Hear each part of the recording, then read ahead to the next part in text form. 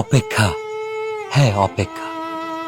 নিকোটিনের দোয়ার আড়ালে ভেতরের পড়ে যাওয়া হৃৎপিণ্ডের আত্মচিৎকারের পরে তাকে আমার করে পাওয়ার অপেক্ষা। কিন্তু না, সে আর ফিরে আসেনি।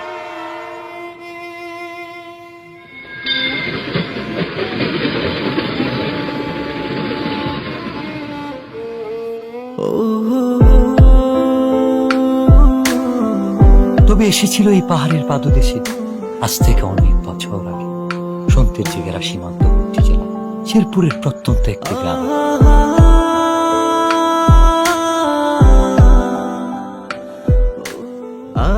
কে এই অতিথি, কে এই কিশোরী, কে এই মায়াবিনী?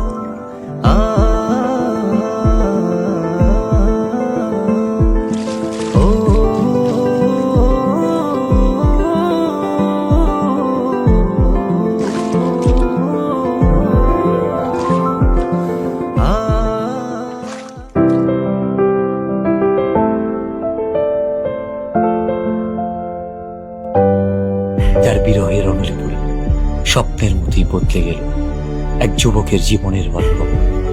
হ্যাঁ, স্বপ্নের মতোই বদলে গেল।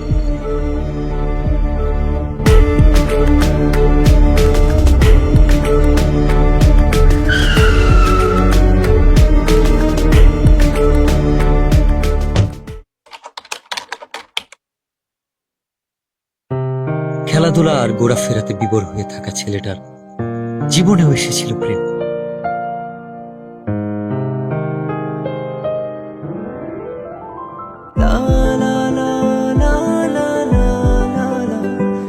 চোখের ভাষায় কেউ যেন বলছে, আমি এসেছি তোমার হয়ে, আমাকে তোমার করে নাও।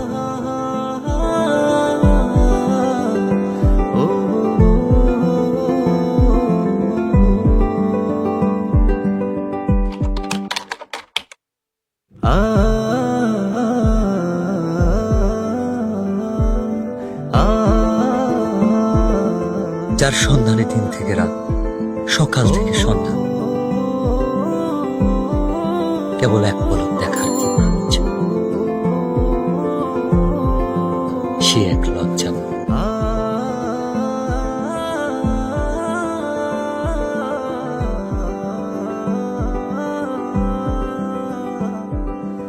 এই এক অদ্ভুত ভালো লাগা, যার অনুভূতি ব্যাখ্যা করা কঠিন।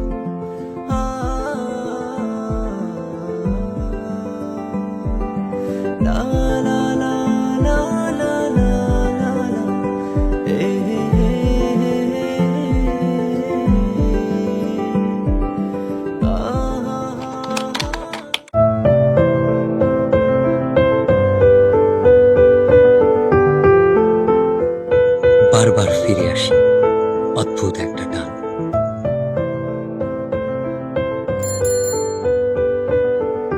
কিভাবে বোঝাই তাকে যা বলতে চেয়েও পারিনি।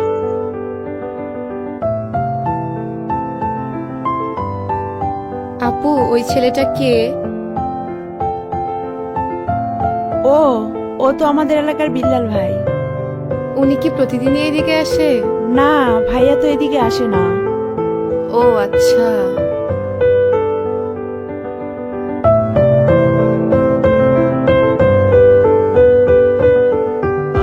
অপেক্ষার প্রহর যেন কাটছেই না। বলতে ইচ্ছে হয়, তবে সুযোগ নেই কাছাকাছি আসা।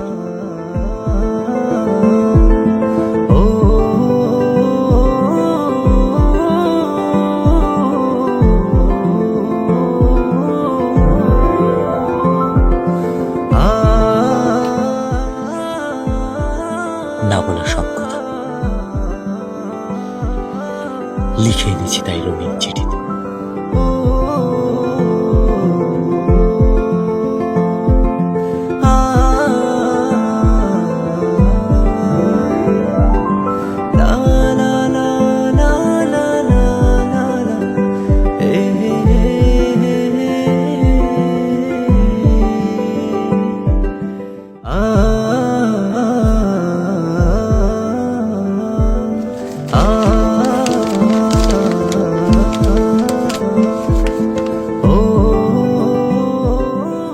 আমার লেখা প্রথম চিঠি, নাম না জানা একজনকে ঘিরে।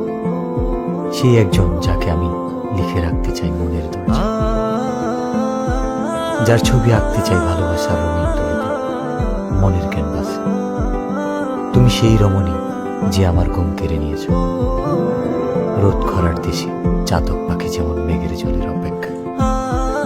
দিনের পর দিন তোমার জন্য আমার অপেক্ষা ফুরাবে না কোনোদিন। আমাকে ভালোবাসা যাবে উত্তরের অপেক্ষা।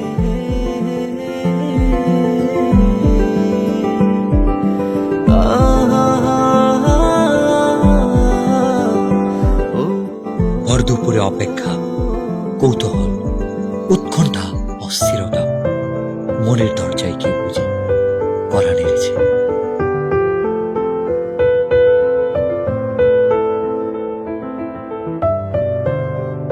আমাকে ডাকছো কেন? একটা দরকার ছিল। কি দরকার? এই চিঠিটা ওর কাছে দিতে পারবা? ওটাকে? ওই যে ছেলেটা আসে। ও আচ্ছা, বিল্লাল ভাই। আচ্ছা দাও। বিল্লাল ভাইয়ের কাছে তো পৌঁছে দিতে পারবো না, কিন্তু ভাইয়ের সাথে যে ছেলেটা থাকে নুসান, ওর কাছে পৌঁছে দিতে পারবো। আচ্ছা, যেভাবেই হোক চিঠিটা পৌঁছে দিও। আচ্ছা। আচ্ছা ঠিক আছে। ভাই, ইদানিং খেলতে যাও না, ব্যাপারটা কি? আমার খেলতে ভালো লাগে না। তোমার খেলতে ভালো লাগে না? ভালো লাগে না। বুঝছি, কি বুঝছস? কিছু একটা চলে। আরে না, এমনি খেলাধুলা ভালো লাগে না। ভাই কেমন আছো? ভালো আছি। এই নুসান, এদিকে আয় তো। কি হয়েছে, এত চিল্লাইতেছস কেন? দেখোস না ভাই আছে। এই চিঠিটা ভাইয়াকে দিবি। কে দিছে? তোর জানার দরকার নাই, ভাইয়াকে দিলে ভাইয়া বুঝতে পারবে। আচ্ছা তুই দাঁড়া, আমি ভাইকে বলতেছি। আচ্ছা। ভাই, মিলি দিছে।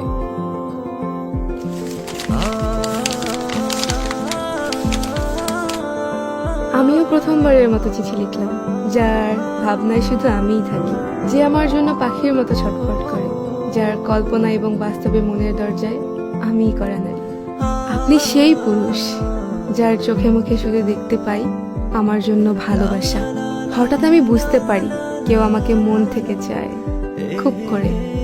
আপনার অপেক্ষা ফুরাবে কিনা আমি জানি না, আপনাকে উত্তরটা জানিয়ে দিলাম। একটাই কথা বলবো, ভালোবাসি। মিলিকে গিয়ে বলবি শিমুল বাগান আজকে 4টার সময় ওকে নিয়ে আসতে, আমার অপেক্ষা কর। ভাই বলছে বিকাল 4টার সময় ওরে নিয়ে শিমুল বাগানে আসতে। ওরে নিয়ে আসবি কিন্তু। আচ্ছা ঠিক আছে, আমি ওকে নিয়ে আসবো। মনে থাকে যেন।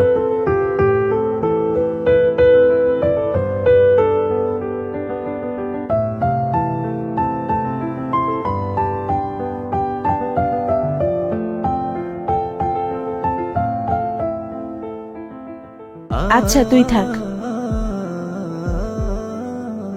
আমাকে ডেকেছো কেন? তোমাকে দেখার জন্য। অনেকক্ষণ ধরেই তো দেখছো, আর কতক্ষণ? দেখতে কি প্রবলেম? শুধু কি দেখবা নাকি আর কিছু বলবা? I love you.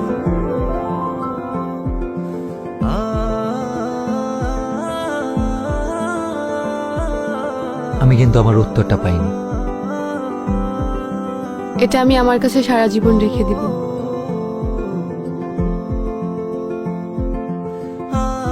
প্রেম বুঝি এতটাই রঙিন লাগে?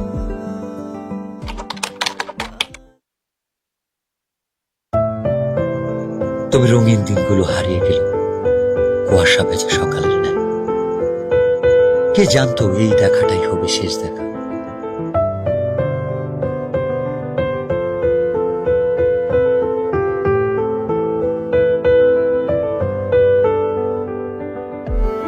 অনেক দিন তো হয়ে গেল, মনে হয়তো চলে যাব। হ্যাঁ, চলে তো যেতেই হবে। আর কি ফিরে আসা যাবে না? এসে কি হবে? আমার জন্য আসবা, পারবা না? আসা যায়, কথা দেওয়া যায়। আর ছুঁয়ে কি কথা দিতে হবে?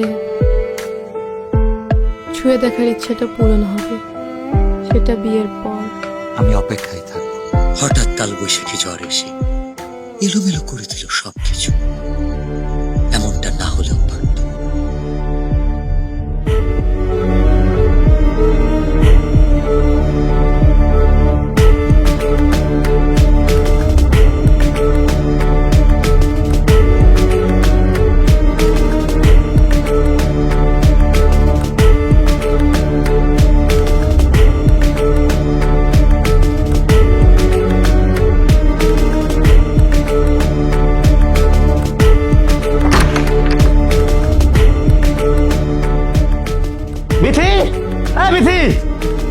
হয়েছে, চিল্লাচ্ছ কেন? তোর বোন কি এলাকা ঘুরতে আসছে নাকি আমার মান সম্মান নষ্ট করতে আসছে? কেন? আমার বোন কি করছে? এই তোর বোন বিল্লার সাথে কি করে? ওর সাথে আমি যেন না দেখি।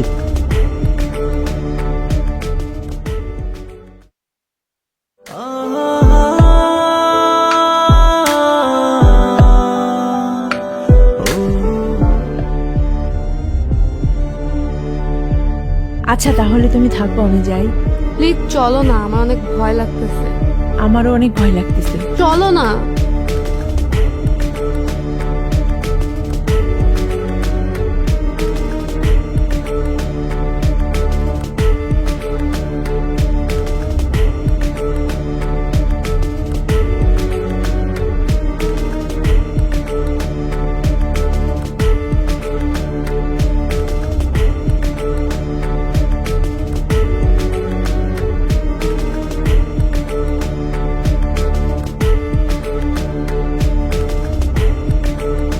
তোকে যেন আর কারোর সাথে মিশতে না দেখি, আর কালকে সকালেই তুই চলে যাবি।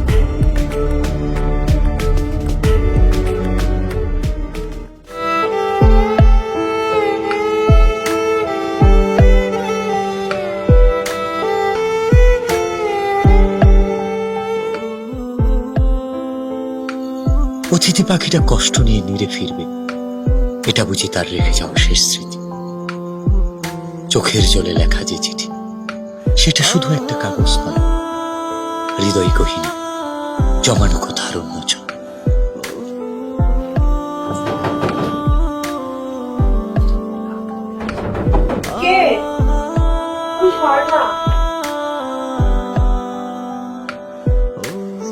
এত রাতে তুমি এখানে? মিলি, আমি বুঝতে পারিনি আমার জন্য তোমাকে এত কথা শুনতে হবে। আমাকে মাফ করে দিও, আমি কালকে চলে যাচ্ছি।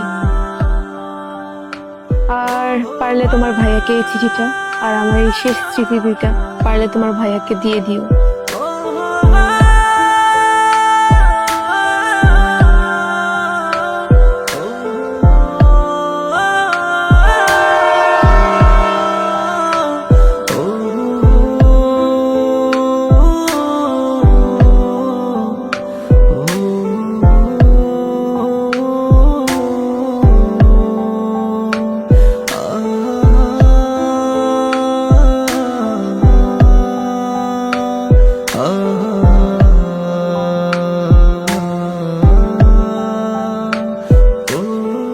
রঙের চিঠিতেও রং নেই, আছে কাছ থেকে দূরে যাওয়ার কোনো একটা ভয়ানক গল্প, যে গল্পের শেষ